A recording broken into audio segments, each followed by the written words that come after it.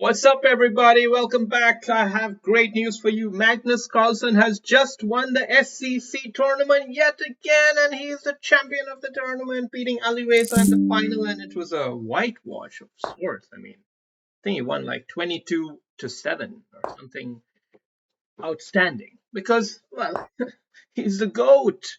Magnus is the GOAT, and Ali Reza, he's like literally number two or number three in the world at the moment in the speed format.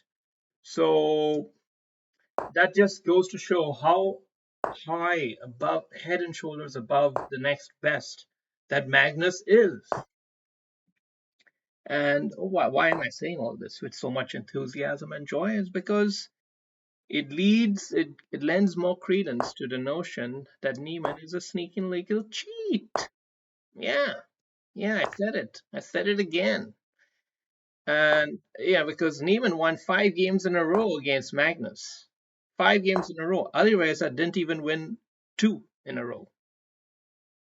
Because nobody beats Magnus that many times in a row. You see, Hans's strategy is to basically stay within the bounds of statistical significance, whatever the hell that crap it really is, right? It's a farce.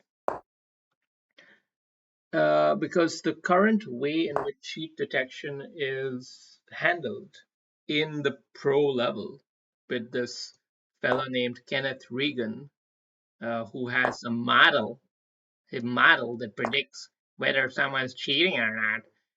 This model is all bullshit. It's all bullshit because it's based on the assumption that the current playing strength is an indication of how likely you are to win or lose. So it it's flawed, inherently flawed, because it takes the current playing strength into account in a huge way, which it ought not to, because the foundational premise of this whole situation is that Neiman's rating in any form would anyway be questionable. And I know Magnus can't come out and say all this. And you know what? It's fine. I'll do the hard work. I'll take the risks. Come at me, Neiman, if you want. I don't mind. I don't mind the publicity. I don't think you mind it either. So, uh, so I'm willing to gamble. I'm willing to gamble. But yeah, it's unfortunately not a good thing in a way for chess. But at the same time, it's kind of exhilarating, isn't it? Right? I mean, there's part of me that really enjoys the way this has all turned out. It's really quite interesting. And this position has gone super complicated here. What are we gonna do? Sheesh. We got. We don't have the fork to really worry about because it's just about being managed here. The tension. I had to take in the center here because otherwise he had the risk of getting two passed pawns on the sixth rank. It's game over after that.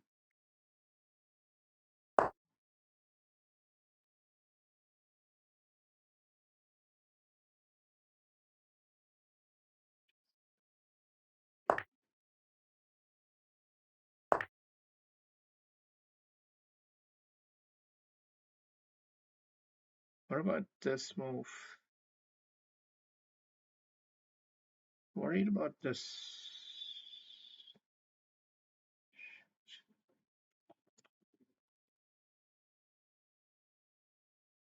Let's take a minute here to think. Let's take some time.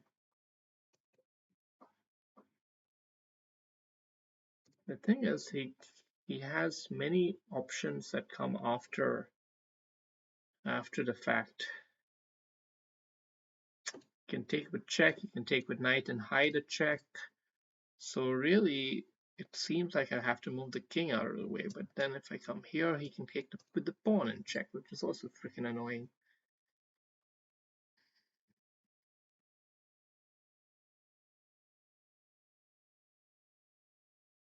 Okay, do I want to hold on to this pawn?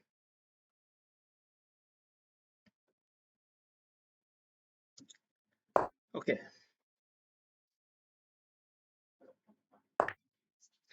think we take this out, right? Take this off, or we got too many pieces chiming in. I don't know. The pressure is definitely building on black at the moment, but it's far from over. The game is far from over. Plenty of chess left to be played. Gotta hold on to the spawn. Gotta activate this rook. What am I missing here? I think it's just a blunder. Well, that's a shame, because it was a great game otherwise. Anyway, so going back to the whole Neiman situation, um, yeah, it's definitely fishy because he won 5 games in a row, and Magnus, that doesn't happen to Magnus. It just doesn't.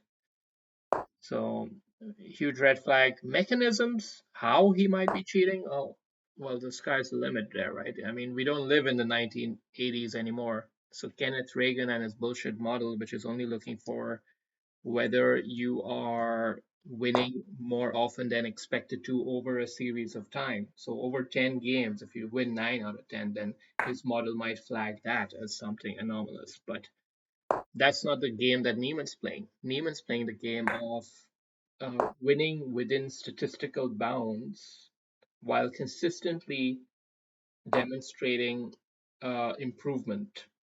So his rating is just gradually on this perpetual incline, which is another pattern commonly found with cheaters. Okay, they portray a pattern of continuous improvement, but it's not based on reality. So yeah,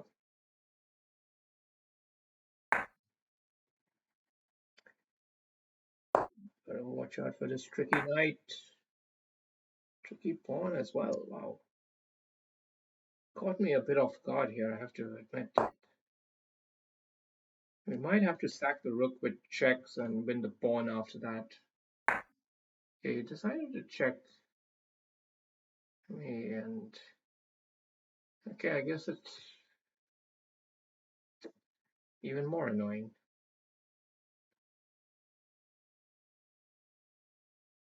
It's even more annoying. We have to come here to avoid the knight check for Karuni with the king and rook. Because I think I gotta sack this. Or I don't have to sack it. I can even keep the rook here just watching God. Can I? I probably could, but I don't think it's optimal.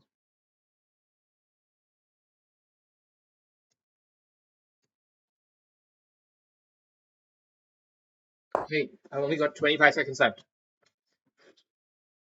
I got too complacent here, guys. As usual, god damn it, Johnson. As usual, god damn it, Johnson. Okay, okay. At least we got a mouse this time, so we don't have to worry too much. We should be able to handle this. 22 seconds is a lot of time at the end of the day, especially when we're playing this caliber of chess. It's not going to be too much.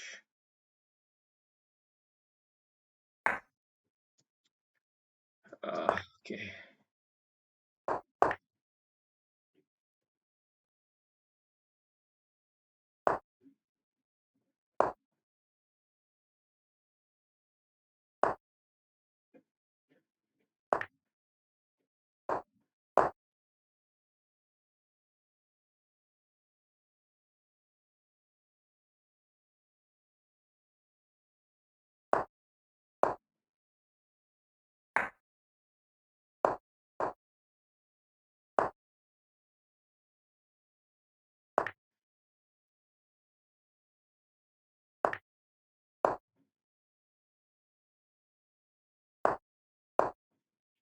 God damn it.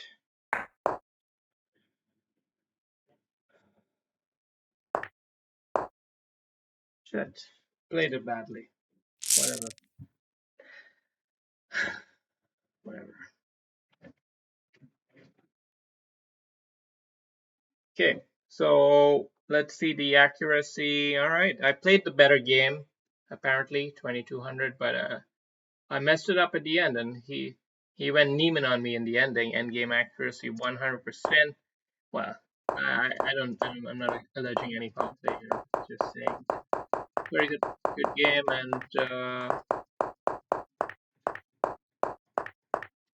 interesting how this whole situation, because White had immense pressure on me here. It really looked like it was going to be quite hard to hold on, but we just sort of held on. And then he blundered a piece, but he was a fighter. And he kept fighting, and that's a lot of kudos to him for that. I have to admit, really kudos for the good fight. Um, I think we both played actually exceptional chess at this point, apparently, and still, still, even here, we're all both apparently playing perfect moves, which is kind of difficult to believe.